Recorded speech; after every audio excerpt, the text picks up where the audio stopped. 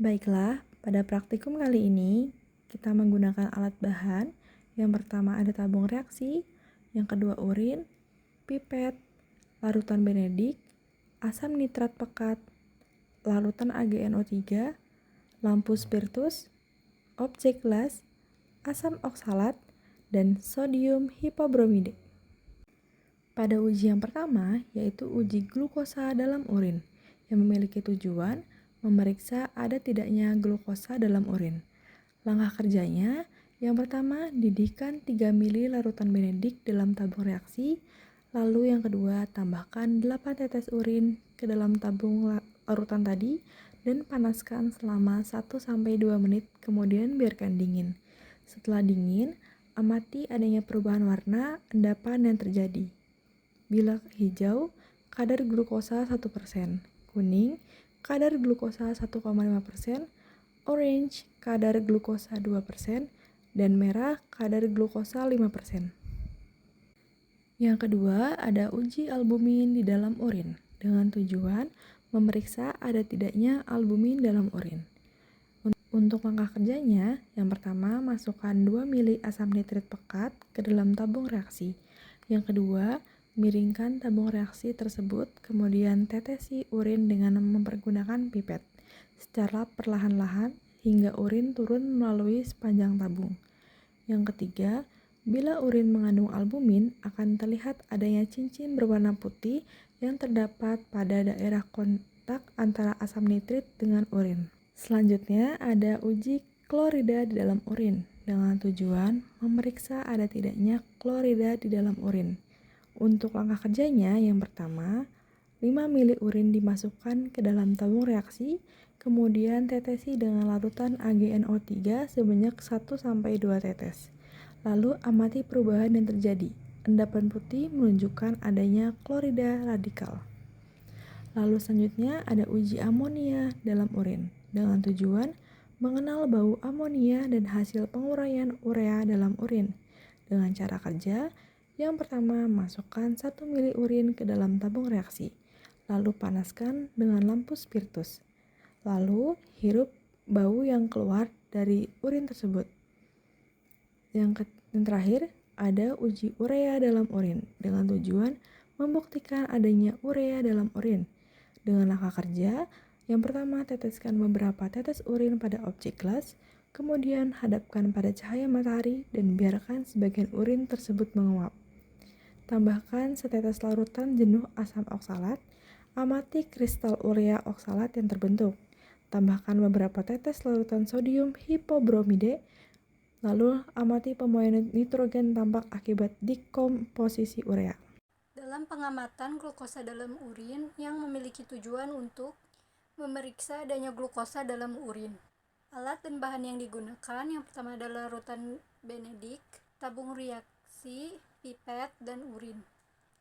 Pertama, didihkan 3 ml larutan benedik dalam tabung reaksi, lalu biarkan dingin sedikit. Setelah itu, teteskan 8 tetes urin ke dalam tabung tersebut dan panaskan kembali hingga mendidih. Kurang lebih 1-2 menit, setelah itu lalu biarkan dingin. Setelah itu, amati perubahan yang terjadi. Apakah mengandung glukosa dengan indikator warna, yaitu warna hijau dengan glukosa 1%, warna kuning dengan kadar glukosa 1,5%, warna orange dengan kadar glukosa 2%, dan warna merah dengan kadar glukosa 4%.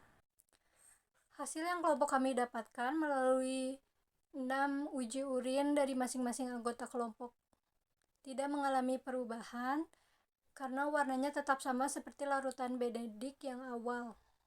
Hasil uji benedik tersebut tidak mengalami perubahan dikarenakan urin yang diuji tidak memiliki kadar glukosa atau individu tersebut tidak terkena diabetes. Untuk uji fisik pada urin yang dilihat dari indikator warna itu, kita menggunakan light spectrometer untuk mengukur panjang gelombang urin dari masing-masing anggota, yang dimana hasilnya itu seperti berikut dengan rata-rata panjang gelombang 550 nanometer. Pada uji fisik, kita menggunakan aplikasi light spectrophotometer dan urin yang telah kita bawa. Yang pertama, caranya itu urin di-scan menggunakan aplikasi tersebut di tempat yang cahayanya cukup, dan semua pengukuran itu dilakukan di tempat yang sama dengan cahaya yang sama agar hasilnya tidak mempengaruhi. Nah, pada light spectrometer itu rata-rata memiliki kisaran gelombang dari 400 sampai 700 nanometer. Untuk spektrometer sendiri itu menggunakan analisis cahaya dengan panjang gelombang tertentu. Nah, rata-ratanya itu akan bergantung pada sumber cahaya yang diukur. Oleh karena itu, kita mengukurnya di tempat yang cahayanya sama. Nah, untuk menganalisis urin, panjang gelombang yang digunakan itu biasanya tidak terlalu spesifik disebutkan. Terus memiliki pengukurannya itu tentang absorpsi pada panjang gelombang tertentu yang relevan dengan parameter kimia yang diukur. Untuk warna urin itu sendiri, di sini ada urin color chart, yang dimana kalau misalnya warnanya itu bening, dia overhydrated atau terlalu terhidrasi. Kalau warnanya kuning muda itu berarti sehat atau terhidrasi. Kalau warnanya kuning itu normal. Kalau misalnya kuningnya itu gelap sedikit, itu berarti kurang minum, kurang air. Kalau misalnya warnanya ember atau agak orange gitu berarti dehidrasi. Kalau misalnya warnanya coklat itu biasanya dia karena efek samping obat. Kalau misalnya warnanya merah itu dia si orangnya itu mengalami batu ginjal. Albumin merupakan protein plasma utama dalam darah yang diproduksi oleh hati. Ginjal berfungsi sebagai penyaring darah, menyaring limbah-limbah, dan mempertahankan molekul penting seperti albumin. Dalam kondisi normal, albumin tidak ditemukan dalam jumlah signifikan dalam urin, karena ginjal menyaringnya kembali ke dalam aliran darah. Nah, apa sih itu albuminuria? Albuminuria adalah kondisi di mana albumin hadir dalam urin dalam jumlah yang berlebihan. Ini adalah indikator penting dari kerusakan ginjal atau difusi ginjal. Peningkatan kadar albumin dalam urin dapat mengindikasikan berbagai kondisi medis, termasuk penyakit ginjal kronis, diabetes mellitus, hipertensi, dan juga infeksi saluran kemih. Hasil dari uji praktikum ini menyatakan bahwa tidak terdapat cincin berwarna putih pada masing-masing tabung reaksi yang telah diberikan urin. Ini artinya ginjal berfungsi dengan baik. Jika tidak terlihat adanya cincin berwarna putih yang terdapat pada daerah kontak antara asam nitrat dan juga urin, hal ini menyatakan bahwa ginjal berfungsi dengan baik dan ginjal sehat. Nah, fungsi dari ginjal yang normal adalah secara efektif dan mampu menyaring albumin dari darah dan mencegahnya masuk ke dalam urin. Ketidakadaan albumin dalam urin menunjukkan bahwa glomerulus, unit penyaring ginjal, berfungsi dengan baik. Hasil negatif untuk albuminuria yang ditandai dengan tidak adanya lingkaran putih seringkali merupakan pertanda baik dari kesehatan ginjal.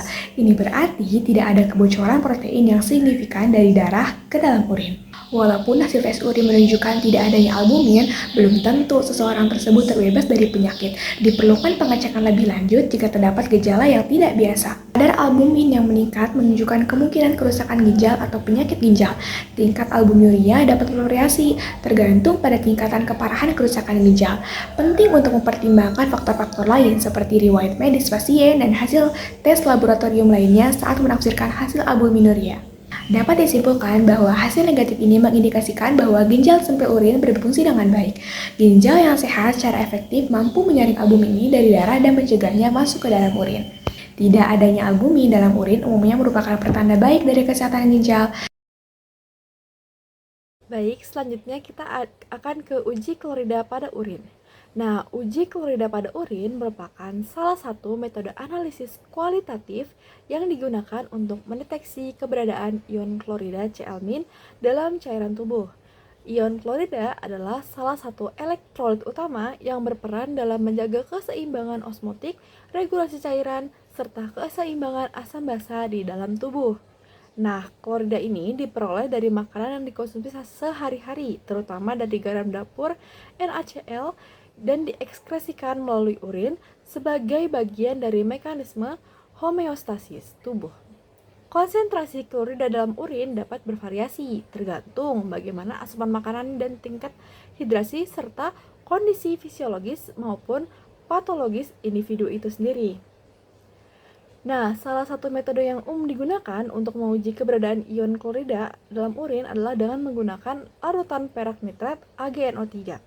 Dalam uji ini, ion perak akan bereaksi dengan ion klorida dan membentuk senyawa perak klorida yang tidak larut dalam air. Nah, nantinya bakal ada endapan putih yang terbentuk, merupakan indikator adanya klorida dalam urin.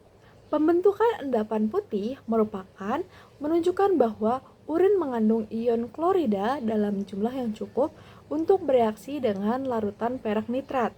Nah, keberadaan ion klorida ini memiliki nilai diagnostik yang penting dalam dunia medis karena kadar klorida yang terlalu tinggi ataupun terlalu rendah dapat mengindikasikan gangguan kesehatan seperti dehidrasi, gangguan ginjal, atau kelainan metabolisme tertentu. Maka dari itu, uji klorida sering digunakan sebagai salah satu parameter dalam pemeriksaan fungsi ginjal dan keseimbangan elektrolit tubuh. Nah, tadi kami sudah menguji 5 sampel urin dari berbagai Kami sudah melakukan uji terhadap 5 sampel urin yang berbeda. Nah, bagaimana sih hasilnya? Hasil uji klorida pada 6 sampel 6 nih. Ngomongnya 5. Kami telah melakukan uji urin klorida terhadap 6 sampel urin yang berbeda. Nah, bagaimana sih hasilnya? Hasil uji klorida pada 6 sampel urin menunjukkan reaksi positif yang ditandai dengan terbentuknya endapan putih setelah penambahan larutan perak nitrat. Nah, dapat dilihat di sini ya. Menandakan bahwa seluruh sampel urin mengandung ion klorida dalam jumlah yang cukup untuk bereaksi dengan ion perak dan membentuk senyawa perak klorida. Keberadaan klorida dalam urin merupakan hal yang normal karena ion ini diekskresikan secara alami melalui ginjal untuk membantu menjaga keseimbangan elektrolit dan tekanan osmotik di dalam tubuh.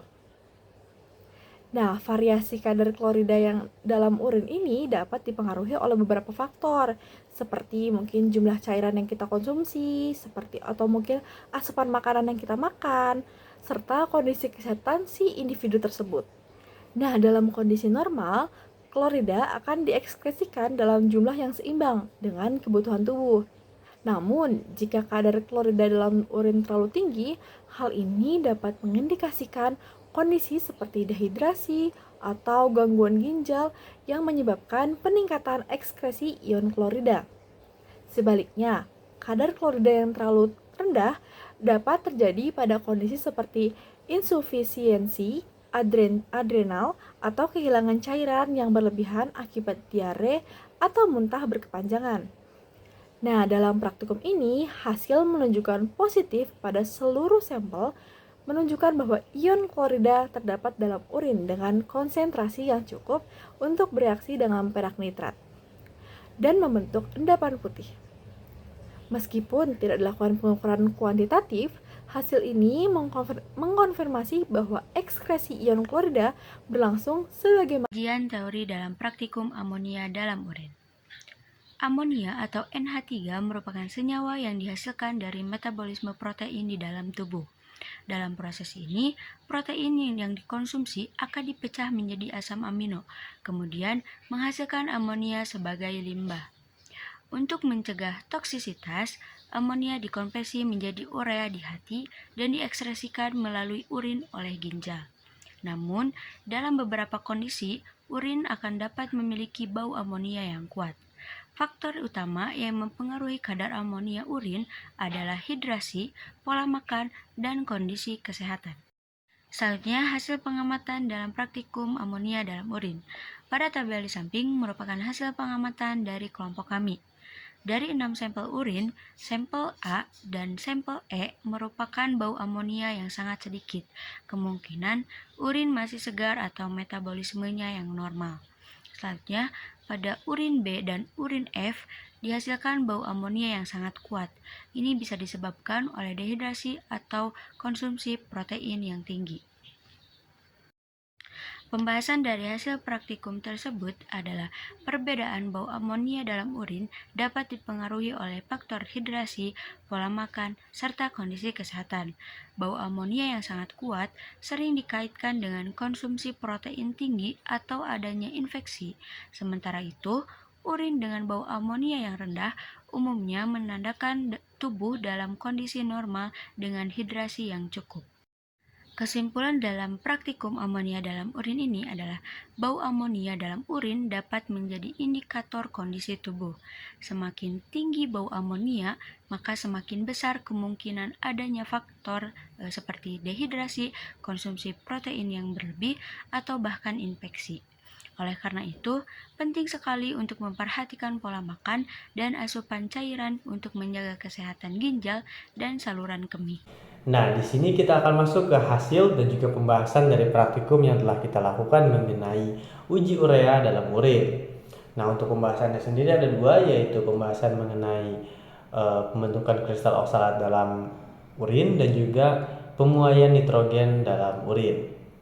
Nah, pada praktikum ini tujuannya adalah membuktikan keberadaan urea dalam urin menggunakan uji kristal urea oksalat dan uji dekomposisi urea dengan sodium hipobromida. Nah, urea merupakan senyawa organik yang larut dalam air dan diekskresikan melalui urin sebagai hasil metabolisme protein di dalam tubuh kita.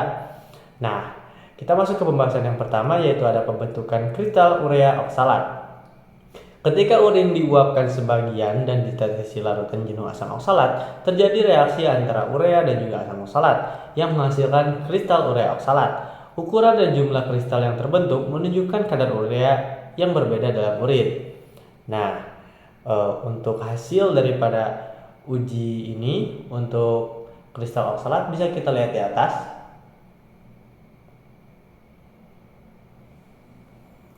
Nah, untuk perbedaan ukuran dan jumlah kristal dapat disebabkan oleh berbagai faktor seperti konsumsi protein, hidrasi tubuh, dan juga metabolisme individu.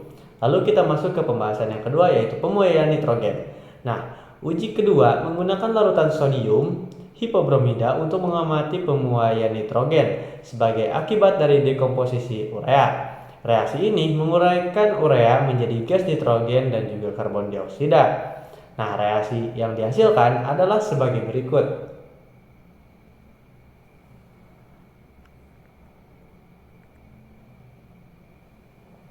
Nah, hasil ini menunjukkan bahwa semakin tinggi kadar urea dalam urin, semakin banyak gas nitrogen yang dihasilkan dari reaksi dekomposisi, dengan data sebagai berikut.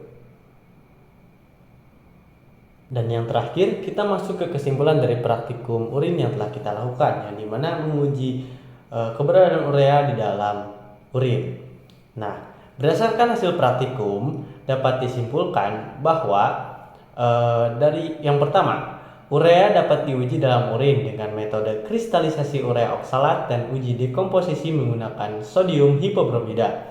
Lalu untuk yang kedua, tingkat pembentukan kristal urea oksalat dan juga pemuaian nitrogen menunjukkan variasi kadar urea dalam urin individu.